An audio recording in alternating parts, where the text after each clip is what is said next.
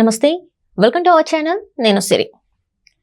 కేతిరెడ్డి గారు అయితే జగన్మోహన్ రెడ్డి గారి మీద విరుచుకుపడ్డారు అని అనిపిస్తుంది. ఎందుకంటే ఏదైతే పథకాలు అమలు చేయట్లేదని చెప్పేసి జగన్మోహన్ రెడ్డి అంటున్నారు, కేతిరెడ్డి గారు మాత్రం వాళ్ళకు కొంచెం టైం ఇవ్వాలంటూ కొంచెం అంటే టీడీపీకి సపోర్ట్గా మాట్లాడినట్టు అనిపిస్తుంది. మరి ఇందులో మరి కేతిరెడ్డి గారి ప్లాన్ ఏమన్నా ఉందా, లేకపోతే ఏమన్నా స్కెచ్ చేస్తున్నారా, లేకపోతే నిజంగానే వాళ్ళకి టైం ఇవ్వాలని కోరుతున్నారా అనేది మనకి వివరించడానికి మనతో పాటు ఉన్నారు ప్రముఖ రాజకీయ విశ్లేషకులు కిలారి నాగార్జున గారు. నమస్కారం సార్. నమస్తే అమ్మా. సో ఇప్పుడు చూస్తుంటే కేతిరెడ్డి గారు అంటే గతంలో ఒక ఇంటర్వ్యూలో చెప్పడం జరిగింది, జగన్మోహన్ రెడ్డి వల్ల అంటే వాళ్ళ విజయమ్మ వాళ్ళ కూడా, మళ్ళీ షర్మిల గారి వల్ల కూడా, అండ్ జగన్ గారు కలవకపోవడం వల్లనే ఈరోజు ఇలాంటి ఒక ఏదైతే ఈ 11 సీట్లకి వచ్చామో అనేది వీళ్ళ ముగ్గురు మీద చెప్పారు. అండ్ ఇప్పుడు కూడా ఏంటంటే ఒక ట్విట్టర్లో ఒక వీడియో కూడా పోస్ట్ చేశారు, ఏంటంటే పథకాలు అమలు కావట్లేదు అని చేసి ఇప్పుడే ఇంత చేస్తున్నారు, వాళ్ళకు ఒక 1 year టైం ఇస్తే వాళ్ళు ఏంటి అనేది ప్రూవ్ అవుతుంది, అప్పటిదాకా ఎందుకు అన్నట్టుగా జగన్మోహన్ రెడ్డి గారిని విమర్శించడం జరిగింది. ఇది మరి జగన్మోహన్ రెడ్డి గారికి దూరం అవుతున్నారా, వేరే పార్టీలోకి వెళ్తున్నారా, అసలు ఏంటంటారు? మరి ఇప్పుడు కేతిరెడ్డి గారు మాట్లాడింది మనం 2 రకాలుగా చూడాలి. ఈ వైఎస్ఆర్సీపీలో ఉన్నటువంటి వాళ్ళందరూ కూడా, నాయకులు అనేటువంటి వాళ్ళందరూ, అప్పుడున్న ఎమ్మెల్యేలు కానీ ఎంపీలు కానీ, జగన్మోహన్ రెడ్డి గారు ఎలాంటి తప్పుడు పని చేసినా, ఎలాంటి తప్పుడు నిర్ణయం తీసుకున్నా, ప్రజా వ్యతిరేకమైనటువంటి చర్యలు ఏం తీసుకున్నా కానీ ఆ రోజున ఎవ్వరూ కూడా నోరు తెరిచి ఒక్క మాట మాట్లాడకపోగా వీళ్ళందరూ సమర్థించారు. ఏమని? మా జగన్ గారు అసలు బ్రహ్మాండంతో పూతురు, అసలు ఆయన ఏం చేస్తే అదే, అసలు రాష్ట్రానికి ఈయనే దిక్కు, ఈయన దేవుడు అన్నట్టుగా వీళ్ళందరూ మాట్లాడారు. సో తప్పు చేసినటువంటి వాడు ఎంత శిక్షార్హుడో, అతని పక్క నుండి తప్పును ప్రోత్సహించిన వాళ్ళు కూడా అంతే శిక్ష పడాలి వాళ్ళకి. ఓకే. సో ఆ ప్రాసెస్లో జగన్మోహన్ రెడ్డి చేసినటువంటి తప్పుడు పనులు, తప్పుడు విధానాలను ప్రోత్సహించినందుకు, దాన్ని సమర్థించినందుకు వీళ్ళందరికీ పడాల్సినటువంటి శిక్షలు పడ్డాయి. వైనాట్ 175 అన్నటువంటి స్థాయి నుంచి మీకు 11 జాల్లే ఇక్కడే కూర్చోండి అని ప్రజలు తీర్పు ఇచ్చేశారు. ఇచ్చిన తర్వాత విఘ్నత కలిగినటువంటి కొంతమంది నాయకులు లైక్ కేతిరెడ్డి గారు, తర్వాత మన పేరు నాని, కాసు మహేశ్వర్ రెడ్డి, ఇలా కొద్దిమంది, కరణం ధర్మశ్రీ, ఇలాగ ఒక 5-6 నాయకులు బయటకు వచ్చి కేవలం ప్రజలు ఓట్లు వేయలేదు అని ప్రజల్ని నిందించడం కాదు, మనం కూడా చేసినటువంటి కొన్ని తప్పులు ఉన్నాయి అని. ఇదే కేతిరెడ్డి గారు చేసినటువంటి పనులకు బిల్లుల కోసం మేము గనక అక్కడికి వచ్చినప్పుడు, ఆ ధనుంజయ రెడ్డి మమ్మల్ని అందరినీ కూడా బయట నిలబెడితే కనీసం కూర్చోడానికి కుర్చీ లేకుండా మేము కొన్ని రోజుల పాటు ఆయన చుట్టూ తిరగాల్సి వచ్చింది అనేటువంటిది మనకి చెప్పినటువంటి పరిస్థితి చూసాం. సో ఎమ్మెల్యేలు, ఎంపీలు అనేటువంటి వాళ్ళకి కనీస గౌరవం లేకుండా, నాయకులు అనేటువంటి వాళ్ళు కొన్ని కోట్ల రూపాయలు, మన పార్టీ అధికారంలోకి వచ్చింది కాబట్టి సొంత జేబులో డబ్బులు వేసుకొని, లేకపోతే పెళ్ళం మెళ్ళలో ఉన్నటువంటి నగలమ్మి అప్పులు చేసి పనులు చేశారు. చేసినటువంటి వాళ్ళకి కనీసం బిల్లు ఎమ్మెల్యే ఇప్పించుకోలేకపోతే ఎమ్మెల్యేకి విలువే ఉంటుంది. సో వాళ్ళ తరపున ఎమ్మెల్యే వెళ్తే కనీసం కూర్చోండి అనేటువంటి కట్టసి కూడా లేకుండా గంటల తరబడి బయట వెయిట్ చేయించడం అనేటప్పటికి ఏంటంటే వాళ్ళలోనే అసంతృప్తి ఉంది. మరి ఆ రోజున జరిగినప్పుడు ఏదో చెప్తారు చూసారా, తోటకూర దొంగతనం చేసినప్పుడే తల్లి మందలు ఇచ్చి ఉంటే వాడు గజ దొంగ అయ్యేవాడు కాదు. అలాగే మీరు కూడా ఆ తప్పు జరిగినప్పుడే జగన్మోహన్ రెడ్డి గారి దగ్గరికి మీరు వెళ్ళి, ఇలా జరుగుతోంది సార్, ఇది మనకి ప్రమాదకరం, మనం అధికారం కోల్పోతాం ఇలా అయితే అనేటువంటి చెప్పే ఛాన్స్ మీరు ఎందుకు తీసుకోలేదు?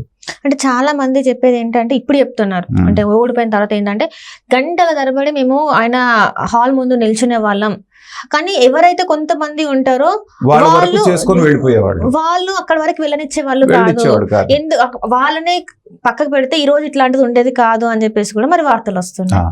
మరి వెళ్ళనివ్వాల్సిన పని లేదు. జగన్మోహన్ రెడ్డి గారు అందరినీ పిలిచి కొన్ని సమావేశాలు పెట్టేవాళ్ళు, గుర్తుందా? 6 నెలలకో 3 నెలలకో ఒకసారి లేచి చెప్పడానికి మీకేంటి భయం? ఊరేస్తారా? ఆ రోజు చెప్పబట్టే కదా ఓడిపోయారు. ఓడిపోయిన తర్వాత మీరు అందరూ వచ్చి వాళ్ళు తిరగబడుతున్నారు కదా ఆయన మీద. అంటే ఏంటంటే మీకు కూడా లోపల ఎక్కడో మనాడు పథకాలు మనల్ని గెలిపిస్తాయిలే అనేటువంటి ఆశ మీకు ఉంది కాబట్టి ఆ రోజున మాట్లాడలేదు. ఇవాళ ఓడిపోయాం కాబట్టి బయటకు వచ్చి ఆయన్ని తప్పుడు విధాలు, తప్పుడు నిర్ణయాలని చెప్పేసి ఆయన్ని నిందిస్తున్నారు. కాబట్టి దీంట్లో పాపంలో అందరూ భాగస్వాములే.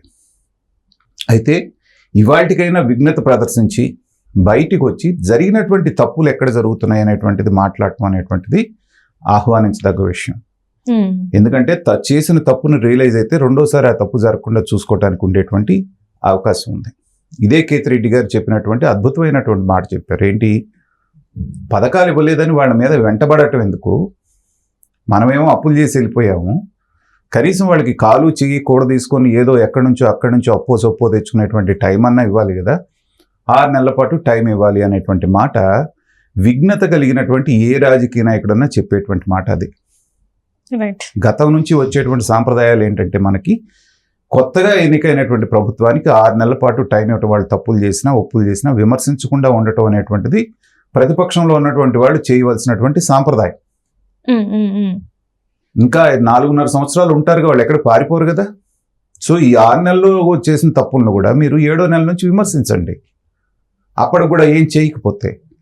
అంతేగాని వచ్చిన వారం రోజుల నుంచే విమర్శిస్తాము, లేకపోతే ఢిల్లీకి వెళ్ళి యాగీ చేస్తాము, ఎవరో వినుకొండలో 2 వ్యక్తులు కొట్టుకొని వాళ్ళ వ్యక్తిగత కక్షల మూలను చంపుకుంటే రాష్ట్రంలో రాష్ట్రపతి పాలన కావాలని చెప్పి ఢిల్లీకి వెళ్ళటం అంటే అంతకంటే పిచ్చితనం ఇంకోటి ఏమన్నా ఉందా? ఇదే నాయకులు ఎందుకు జగన్మోహన్ రెడ్డిని ప్రశ్నించట్లేదు అంటే నా ప్రశ్న ఏంటంటే, అసెంబ్లీకి ఎందుకు అటెండ్ అవ్వట్లేదు? అసెంబ్లీకి అటెండ్ అవ్వాలి కదా, ఎందుకంటే మీకు 11 సీట్లైనా వచ్చినాయి. ఆ 11 సీట్ల వల్ల ఆయన అంటే ప్రతిపక్ష అంటే జనాల గురించి అక్కడ వినిపించే గలం మీది కదా అని ఎన్నుకున్నారు కదా, మరి వినిపించాలి కదా. వినిపించకుండా మీరు బయట ఎందుకు ఉంటున్నారు? అసెంబ్లీలో అటెండ్ అవ్వాలి కదా, ఎందుకు అవ్వట్లేదు? ఎందుకు శ్వేతపత్రాలు రిలీజ్ చేస్తుంటే వాటికి ఎందుకు కౌంటర్ ఇవ్వలేకపోతున్నారు? అంటే ఎందుకన్నా భయపడుతున్నారా ఏంటి అసలు? మరి జగన్మోహన్ రెడ్డి గారు అసెంబ్లీకి వెళ్తే కదా మిగతా వాళ్ళు వెళ్ళటానికి. జగన్మోహన్ రెడ్డి గారు వెళ్లకుండా మిగతా వాళ్ళు వెళ్తే జగన్మోహన్ రెడ్డి గారు ఊరుకుంటారా? ఒకటి, శ్వేతపత్రాలు ఎక్కడ రిలీజ్ చేస్తున్నారు? అసెంబ్లీలో రిలీజ్ చేస్తున్నారు చంద్రబాబు నాయుడు గారు. మీరు అసెంబ్లీకి వెళ్లకుండా బయట వచ్చేసి పవర్ పాయింట్ ప్రజెంటేషన్స్, మీడియా సమావేశం పెట్టేసిన వాళ్ళకి ఎక్స్ప్లెయిన్ చేయటం వలన ఏంటంటే రాజ్యాంగబద్ధంగా మీకున్నటువంటి హక్కును వదులుకోవటమే కదా, ప్రజల్లోకి తప్పుడు సంకేతం పంపించడమే కదా. బడికి వెళ్లకుండా అటెండెన్స్ వేయించుకోవటం అనేటువంటిది ఎంత తప్పు, అసెంబ్లీకి వెళ్లకుండా జీతపత్యాలు తీసుకోవడం కూడా అంతే తప్పు. గతంలో కూడా 2014-19 మధ్యలో వీళ్ళు 2.5 సంవత్సరాలు అసెంబ్లీ ఎగ్గొట్టేశారు మొత్తం ఎమ్మెల్యేలు అందరూ. గుర్తుందా మీకు? మళ్ళీ నేను ముఖ్యమంత్రిగానే అడుగు పెడతానని శపథం చేసి వెళ్ళిపోయాడు జగన్మోహన్ రెడ్డి గారు. కానీ జీతపత్యాలు మాత్రం చక్కగా తీసుకున్నారు అన్ని సంవత్సరాలు. రాజీనామా చేయొచ్చు, దీని బదులు చేయకూడదు కదా, చేస్తే హోదా పోద్ది కదా. ఆయనకు కావాల్సింది హోదా కదా. ఎమ్మెల్యే పదవి పోయింది అనుకోండి, ఏంటి మామూలు సాధారణమైన వ్యక్తి ఆయన. కాబట్టి హోదా ఉండాలి, గవర్నమెంట్ ఇచ్చే జీతభత్యాలు తీసుకోవాలి, ఆ ఫెసిలిటీస్ అన్ని అనుభవించాలి, అసెంబ్లీకి పోకూడదు. అంటే షర్మిల గారు కూడా ఇదే మాట మాట్లాడారు, ఏంటంటే మీరు రాజీనామా చేసేసి మీరు ఎక్కడికైనా వెళ్ళండి. ప్రజల గురించి మాట్లాడకపోయినా పర్వాలేదు, కానీ 11 మంది అయినా సరే మిమ్మల్ని ఎన్నుకున్నప్పుడు మీ బాధ్యత అసెంబ్లీ అనేటువంటిది అది ఒక చర్చా వేదిక. రైట్. నేను ఎక్కడో నా తాడేపల్లి ప్యాలెస్లో మీటింగ్ పెడతాను, లేకపోతే ఇక్కడ నేను ఇడుపులపాయలో పెడతానంటే కాదు కదా. ఆల్రెడీ అలానే చేశారు కదా, ప్రెస్ మీట్ పెట్టారు కదా. చేస్తుంది అది. అంటే ఆయన ఏంటంటే మాకు అక్కడ సమయం ఇవ్వరు కాబట్టి మేము ఇక్కడ చెప్తా ఉన్నాం, అక్కడ మాట్లాడి ఇక్కడికి వస్తే పెట్టుకో, నిన్ను ఎవరు వద్దన్నారు? అసలు కౌంటర్ ఇవ్వాలి కదా, ఏం చేసామని వెళ్లకుండా అక్కడ వెళ్లకుండానే నాకు సమయం ఇవ్వరని చెప్పేసి వాళ్ళు కూడా ఏమన్నారు, మీరు రండి కావాల్సినంత సమయం మేము ఇప్పిస్తాం మాట్లాడండి అంటే వీళ్ళు పారిపోతున్నారు. కాబట్టి ఏంటంటే ఇప్పటికైనా సరే వెంకటరమణారెడ్డి లాంటి వాళ్ళు, కేతిరెడ్డి గారు లాంటి వాళ్ళు బయటకు వచ్చి మాట్లాడటం అనేటువంటిది ఆహ్వానించదగ్గ విషయం. కానీ ఇదే కేతిరెడ్డి గారు మొన్న ఒక మాట తప్పుగా కూడా మాట్లాడారు. ఏంటంటే ఈ సందర్భంగా కాదు, అంతకుముందు మాట్లాడినప్పుడు అసలు విజయమ్మ గారు, షర్మిల గారు ఏంటి అసలు వాళ్ళ పద్ధతి? వాళ్ళు ఏదన్నా ఉంటే వాళ్ళు ఇంట్లో తేల్చుకోవాలి, కానీ ఇలా బయటకు వచ్చి రచ్చ చేస్తారా? అందుకే మా జగన్మోహన్ రెడ్డి గారు ఓడిపోయారని చెప్పేసి మాట్లాడటం జరిగింది. అంటే మీ వాడు వాళ్ళకి అన్యాయం చేసినా, వాళ్ళకి కనీసం ఇంటర్వ్యూ ఇవ్వకపోయినా, వాళ్ళకి ఆస్తిలో రావాల్సిన వాటా ఇవ్వకపోయినా, వాటా అడగటానికి వెళ్తే మెడబట్టుకొని సొంత చెల్లిని గోడకేసి కొట్టినా, ఇన్ని చేసినా కూడా వాళ్ళు బయటకు వచ్చి మాట్లాడకూడదంట. ఎందుకంటే అలా మాట్లాడటం వలన పార్టీ దెబ్బతిని ఓడిపోయిందంట. మీరు చేసే మంచి పనులు చేస్తే ఎందుకు ఓడిపోతారు? చెల్లికి జరిగినటువంటి అన్యాయాన్ని చెల్లి బయటకు వచ్చి చెప్పుకోవడం వాళ్ళ దృష్టిలో తప్పుగా ఉంది.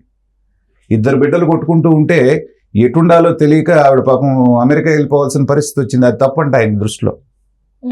కాబట్టి ఏంటంటే ఇలాంటి వాళ్ళు కొన్ని సందర్భాల్లో మంచి మాట్లాడినా, ఇలాంటి సందర్భాల్లో కూడా జగన్మోహన్ రెడ్డి గారిని మెప్పించడానికి కొన్ని మాటలు మాట్లాడుతున్నారు, అవి కరెక్ట్ కాదు. నిఖాసైనటువంటి ఆత్మవిమర్శ చేసుకుంటే ప్రజలు ఇప్పుడున్నటువంటి గవర్నమెంట్ మీద కనుక వ్యతిరేకత వస్తే మీ వంక చూసేటువంటి అవకాశం ఉంటుంది. Right sir. అలా కాకుండా ఇలాగే మీరు తప్పుల మీద తప్పులు మాట్లాడుతూ వెళ్ళారంటే రెండో అవకాశం ఇవ్వడానికి కూడా వాళ్ళు ఆలోచించరు. అలాంటి పరిస్థితి తెచ్చుకోవద్దు. Right sir. Right. Thank you so much. Okay.